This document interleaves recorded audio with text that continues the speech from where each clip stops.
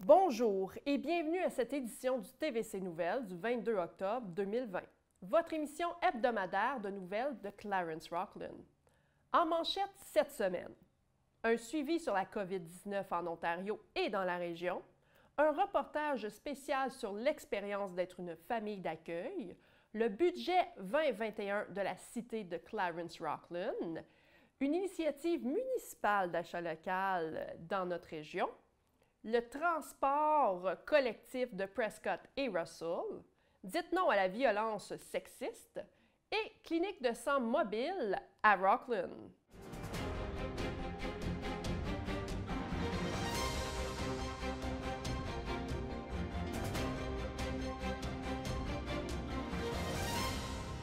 Un suivi sur les cas de COVID-19 en Ontario et dans la région. Le Bureau de santé de l'Est Ontario, BSEO, surveille de près le nombre de cas de COVID-19 dans la région. Pour l'instant, on ne croit pas nécessaire de fermer les commerces dans la région du BSEO. Dr Paul Roumeliotis ajoute qu'advenant une augmentation importante du nombre de cas de COVID-19, les fermetures pourraient devenir nécessaires dans les jours ou semaines qui suivent. Ainsi, il est essentiel que tout le monde continue de respecter les mesures de santé publique et d'adhérer aux mesures de santé publique pour ralentir la propagation de la COVID-19.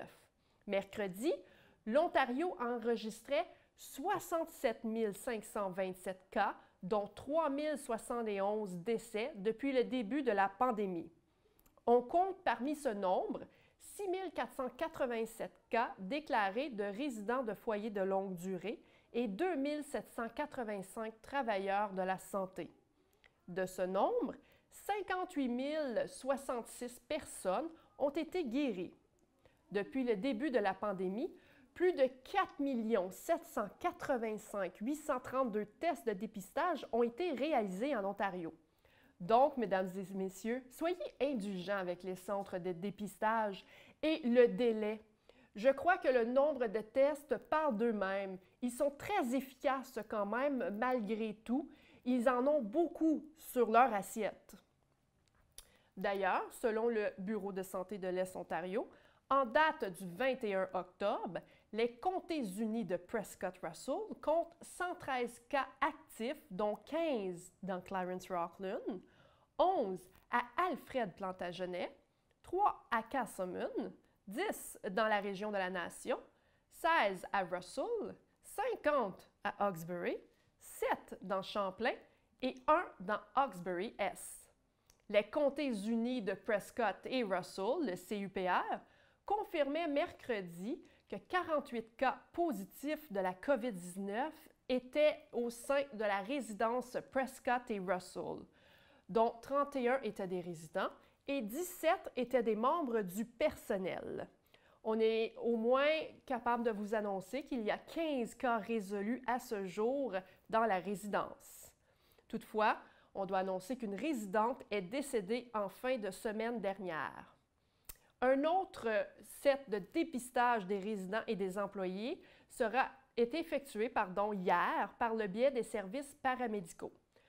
On vous annonce également que la Croix-Rouge canadienne sera sur place d'ici la fin de semaine pour aider avec cette propagation à la résidence. Bonne nouvelle pour les écoles.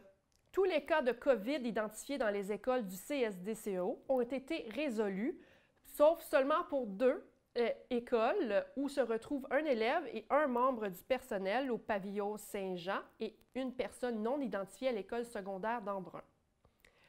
Nous mentionnons également que le CEPEO ne compte actuellement aucun cas dans les écoles de Prescott et Russell.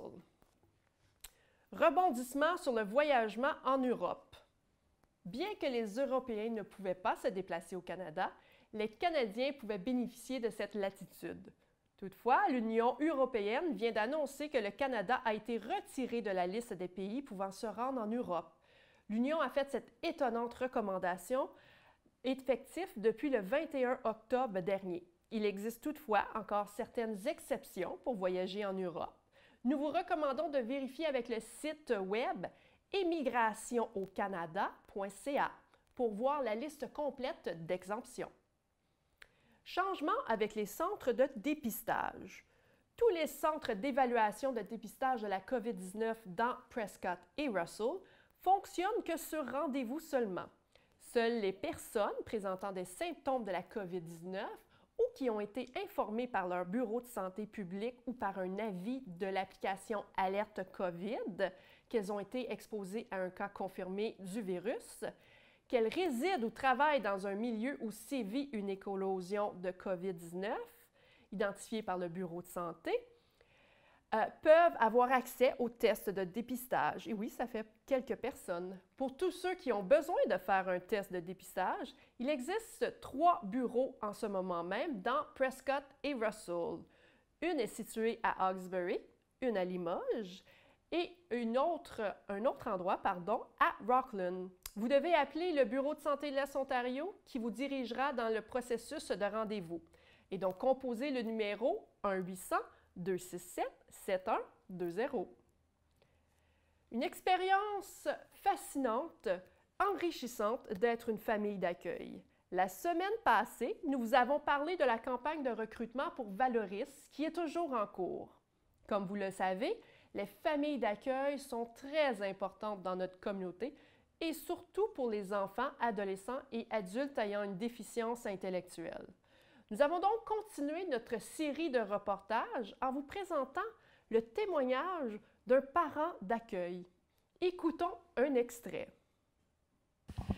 Donc, ça a commencé tout bonnement, mais ça fait combien de temps, comme vous êtes demeuré famille d'accueil à Valoris? 15 ans. Oui. Puis nous autres, il faut s'entendre aussi qu'on demeurait à Kalacha. Okay. Puis Valoris est ici à Rockland. Puis c'est un vrai charme de travailler avec Valoris. On a trouvé ça, c'est bien, oui. Est-ce que vos premières expériences à titre de famille d'accueil ont été une période d'ajustement pour vous? Non. C'est parce qu'on connaissait le jeune, puis on voulait vraiment entreprendre cet aspect-là. Puis on jouit de l'aspect qui s'en venait chez nous, et puis nous, moi, oui. Est-ce que vous en avez accueilli plus qu'une personne dans le courant de vos 15 ans? Quand le jeune est avec nous, non. C'est un cas spécial. Il demandait beaucoup de nous et du système aussi, ni plus ni moins. Parce qu'au début, il voyait un psychiatre une fois par semaine.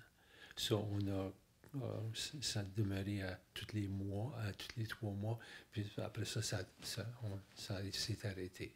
Mais on était occupés. Justement, comment est-ce qu'on se sent quand on accueille un jeune? Est-ce qu'on se sent autant un parent qu'un vrai parent? Comment vous sentez-vous à titre de personne qui accueillez comme vous vous perceviez comme quoi? Nous autres, on se pensait comme parents. C'est un jeune, on l'a accueilli comme qui était le nôtre, ni plus ni moins. En plus, on voulait faire on lui donnait une chance. Parce que vraiment, le jeune était, ni plus ni moins, abandonné. So, si tu penses abandonné, pense à toi-même, avec tout le support que tu as des sœurs, des frères, des amis. Lui, il n'y a rien. Il n'y a rien, ni plus ni moins. Ça, on est là pour aider les jeunes. Puis ils en ont besoin. Parce que c'est affreux, vraiment. Comme une situation, on était dans un camp pour aider à préparer pour l'été. Puis nous autres, comme spécialité, c'est de cuire. Je suis un chef, ni plus ni moins. J'ai gradué comme ça. Puis, il est alentour. C'est brûlé un peu sur l'eau chaude, disons, une cafetière. Puis, je l'ai trouvé, il pleurait. So, tout de suite, j'ai dit, écoutons, tu n'es pas venu me voir. C'était au début, ça. Il dit, non, quand quelque chose arrive, viens me voir. Nos jeunes sont tous euh, ils savent de venir nous voir comme parents. On est là parce qu'il y a un problème, etc. Lui, il ne savait pas. Il pensait que non, il est seul et puis il faut qu'il manie lui-même, ni plus ni moins. Ça, on a tout le temps été à front avec les jeunes, disons, si vous avez quelque chose, discutez-en. N'importe que ce soit. Puis, dépendant de la réaction qu'on a, on essaie d'être positif, puis on va tout le temps on va tout le temps revenir. Dans le fond, la période d'ajustement, c'est plus l'enfant ou le jeune qui l'a plutôt que vous, parce que les jeunes, eux, ils proviennent souvent de milieux où ils n'avaient pas tout ce support et cette aide-là nécessaire à leur épanouissement, dans le fond. Oui, je suis d'accord. C'est que ils se sentent qu'on n'a pas de confiance en eux. Ça, c'est très évident. Ça te donne un choc, ni plus ni moins, que quand tu vois ça arriver, ni plus ni moins, c'est que il a été apporté chez nous pour un souper. Parce que avant qu'il vienne chez nous, il y a eu une visite, ces fins de semaine, etc. Ça s'est allongé. Puis il a décidé, OK, ça va commencer. Puis pour lui, il a annoncé qu'il venait chez nous. Puis c'était comme famille d'accueil, il était pour être avec nous pour un long terme, tu sais, ni plus ni moins. Puis on était là, on a mangé, on a annoncé que oui, il s'en venait chez nous. Puis j'osais avec le monsieur en charge de Valoris. Et puis il marchait alentour de la cuisine, puis il me dit, j'ai encore faim. Puis je dis, mais le frigidaire est là. Sers-toi, qu'est-ce que tu as besoin? Il dit, merci de me faire confiance. Donc, il est toujours temps de vous inscrire à titre de famille d'accueil. C'est une expérience que M. Bernaz, a certes trouvée très enrichissante et valorisante. Alors, pour tous les intéressés, vous pouvez composer le 1-800-675-6168. La période du budget 2021 de la cité de Clarence Rocklin arrive bientôt. En effet, la cité a déposé son ébauche du budget 2021 cette semaine sur son site web à www.clarencerocklin.com. Ce budget sera discuté en comité plénier les 3, 4 et 5 novembre prochains de 18h à 21h et cette rencontre se déroulera de façon virtuelle sur Zoom, Facebook Live, en raison bien évidemment de la pandémie. Il est très important, mesdames et messieurs, que les gens participent, donnent leurs commentaires et posent leurs questions avant 15 heures le 30 octobre prochain ou en faisant parvenir un courriel aux coordonnées ci-dessous. Vous pouvez, pour ceux qui ne sont pas à l'aise avec l'Internet, déposer une lettre à l'intention de budget 2021 dans la boîte de dépôt à l'extérieur du service à la clientèle de l'Hôtel de Ville ou en téléphonant au 613-446-6022. Vos commentaires seront inclus à l'ordre du jour et seront publics. Les commentaires anonymes ne seront pas retenus. Alors, il est important de mettre votre nom à ce niveau. Si vous avez des choses à mentionner pour ajouter à votre budget, il faut mettre votre nom.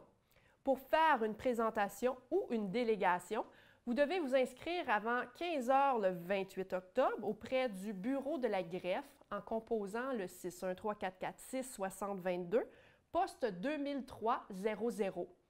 Le conseil municipal prévoit considérer l'adoption du budget 2021 le 16 novembre prochain. Donc, il est encore temps, mesdames et messieurs, à pouvoir faire une différence dans votre cité. Initiative d'achat local dans Clarence Rocklin. En effet, la cité de Clarence Rocklin lance sa campagne #CR local avec un concours afin de stimuler l'achat local dans la municipalité. Écoutons Alexandra Riel, responsable du développement économique de la cité de Clarence-Rocklin.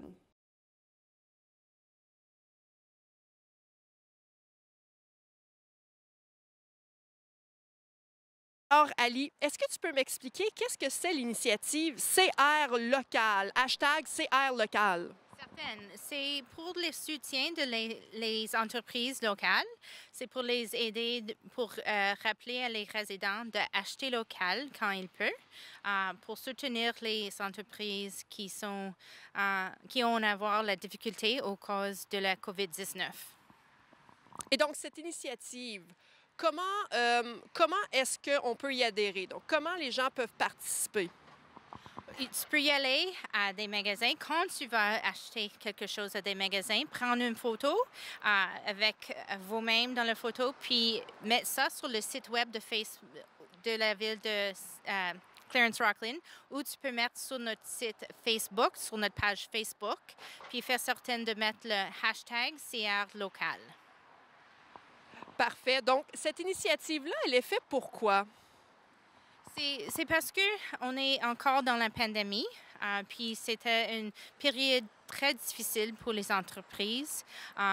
Ils ont beaucoup de la difficulté. C'est pas le même business pendant les autres mois ou les autres années.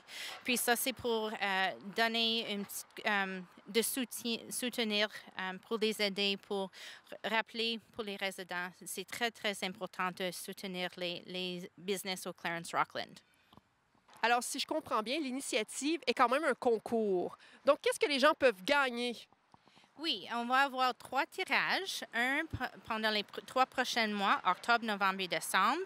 Pour les personnes qui envoient une photo, on va les mettre dans un tirage, puis la personne qui gagne pour choisir une entreprise locale, puis on va leur donner un certificat de cadeau de 100 $. Super! Et donc, il y a 3 tirages, si je ne me trompe pas? Oui, on a 3 tirages, octobre, novembre et décembre. Et donc, mesdames et messieurs, n'hésitez pas à visiter le répertoire d'entreprises de la ville à www.clarence-rocklin.com et surtout, nous mentionnons surtout, allez encourager vos entreprises locales dans notre magnifique région de Clarence-Rocklin. Fête de l'Halloween. À cause de l'importante augmentation du nombre de cas récemment dans notre région, le Bureau de santé de l'Est Ontario recommande fortement aux résidents locaux d'éviter de courir l'Halloween. Sortir pour l'Halloween ou donner des bonbons augmente les risques que votre famille attrape ou propage la COVID-19 parce que cela vous expose à beaucoup plus de gens que ce que vous donnent les recommandations. Le BSEO recommande fortement d'annuler les célébrations d'Halloween traditionnelles où les gens se rassemblent dans la communauté. Des petits rassemblements sont suggérés et on peut organiser des fêtes d'Halloween en ligne où certains résidents entre eux peuvent participer de petites maisons. Il existe également une initiative potentielle avec le River Rock Inn, où un drive-in pourrait être organisé pour les enfants de la région. Nous vous garderons informés d'ici la semaine prochaine dans notre prochain TVC Nouvelles. Clinique de sang mobile à Rocklin. La Société canadienne du sang tiendra une clinique de sang le lundi 26 octobre de 13h à 15h30 et de 17h à 20h30 au River Rock Inn, au 2808 rue Chamberlain à Rocklin. Nous avons en fait, notre nouveau collègue, M. Thomas Stockton, a discuté avec Tim Halderson, coordonnateur des bénévoles. Ce dernier parle de cette clinique. Cette entrevue est en anglais, mesdames et messieurs. Je vous donnerai ensuite un petit sommaire de cette entrevue. Alors, voici l'extrait. Tim, to start off sort of just at the beginning, is there any availability for people who still want to donate? Actually, I have good news and in a sense bad news. There is no availability because the clinic is 100% booked. That is a good thing. It shows the support that Clarence-Rocklin residents show for the clinic. I would emphasize that if you have booked an appointment, speaking to our listeners, that it would be very important to cancel if at the last day or two you're not feeling well, so that others can get in. Every unit collected is really important in that it can help up to 3 patients. And so we typically have about 75 to 85 units collected, which can help over 200 patients when the blood unit is separated into red blood cells, platelets, and plasma. And speaking on that just there, Tim, if you're saying if people are feeling a little bit unwell a couple of days beforehand to ensure that they cancel so they can be replaced, up to how long before the blood drive is that sort of, let's say, changing of names policy going to be applied? Even the day of, it is possible. Blood services will phone out to donors in the community. I know several that could come on relatively short notice. And I'd like to reassure the viewers that they are screened on arrival for temperature and the typical COVID-19 questions that are asked. And then within the clinic, there is social distancing. Anyone they deal with personally will be gowned and masked, particularly those who actually take the blood donation. And at the end of the donation, we offer, and that is my role as a volunteer, to ensure that they're feeling okay and offer them some something to drink, some treats that will help boost up their blood sugar, and away they go. Typically, it takes about an hour, but I want to reassure viewers that there is social distancing practiced, and everything is as carefully done as possible. That's wonderful.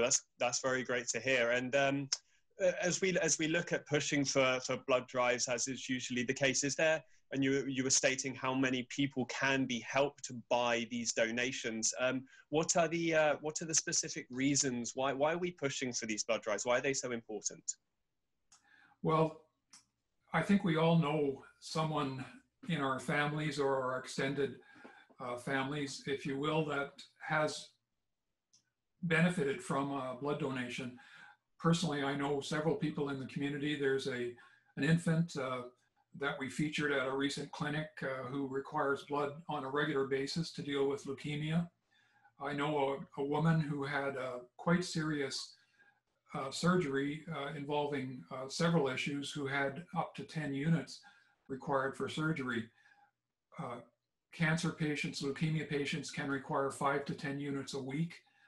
In the more serious cases, for example, a serious accident or something that causes a serious blood loss, it can be up to 50 units in a single treatment. That's exceptional. And I think the medical personnel have become very effective at using blood efficiently. So we can treat now a lot of conditions with less blood than formerly was needed. And Tim, just to push you at the end here, we've got about 30 seconds left. Can you give us a little bit more information? So when is the blood drive taking place? Where, and as you said, if it comes up on the day that there is some availability, where can people have a little look to check? For sure, Thomas. It's on next Monday, October 26th, from 1 to 3:30 and 5 until 8:30. To check, people can go on to the blood.ca website, or I'd recommend calling the 1-882-DONATE number. You'll also find that on the Canadian Blood Services website, or it's en français, 1-866-JE DONNE. So people can call, they can check immediately and advise if time is available. That's great. Tim Halderson, thank you very much for joining us, and all the best of luck for next week. Thank you very much, Thomas. We're looking forward to another successful clinic, and we appreciate the support that Clarence Rockland has given for this clinic and has done consistently. Et donc, M. Halderson nous parle que les places sont tous prises pour la clinique, mais que les gens doivent annuler le plus tôt possible s'ils doivent le faire. De plus, notre région a un grand taux de participation, ce qui permet d'aider environ jusqu'à 240 personnes à chaque clinique. Nous, ici à Clarence Rockland, avons répondu à l'appel. il ne faut surtout pas arrêter en raison de la COVID, car c'est encore plus important maintenant de donner du sang.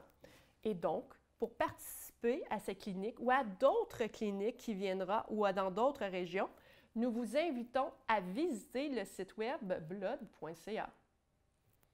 Transport Prescott-Russell.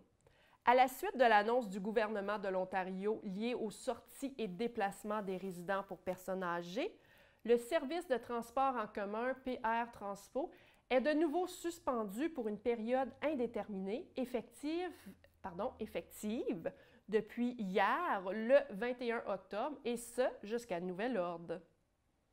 Dites non à la violence sexiste. En 2013, les comtés unis de Prescott et Russell ont déclaré le 6 décembre comme étant la journée de non-violence qui se veut une initiative qui permette aux enfants et aux femmes de notre communauté de vivre de façon plus sécuritaire et une occasion de comprendre la violence faite aux femmes. C'est aussi un moment symbolique pour dire non à la violence faite aux femmes. Et donc, le 6 décembre prochain, la coalition de Prescott-Russell tiendra des cérémonies, vigiles, qui auront lieu à plusieurs endroits, de 12h15 à 12h45, dans notre région. Cette cérémonie se déroulera au 1450 avenue du Parc à Rockland, soit au Parc Simon. Pour plus de renseignements, veuillez communiquer avec Muriel Lalonde au 1-800-461-1842, poste 226. Eh bien, ceci conclut cette édition du TVC Nouvelles de cette semaine. Mais avant de terminer avec vous, j'aimerais prendre 2 minutes pour accueillir un nouveau membre dans notre équipe, M. Thomas Stockton, journaliste. Vous allez certainement entendre parler de lui dans les prochaines semaines et il sera également l'auteur du TVC Headlines dans la prochaine semaine. Et donc, nous aimerions souhaiter, ici à TVC 22, bienvenue à Thomas. Et voilà, mesdames et messieurs, l'édition du TVC Nouvelles est maintenant terminée. Si vous êtes intéressés à devenir reporter citoyen, communiquez avec nous. Nous avons vraiment besoin de bénévoles ici à TVC 22 et donc aidez-nous à faire une différence. De plus, si vous avez des idées de reportage, communiquez avec Thomas au 613-446-6037, extension 4. Je vous remercie beaucoup, mesdames et messieurs, et passez une excellente journée.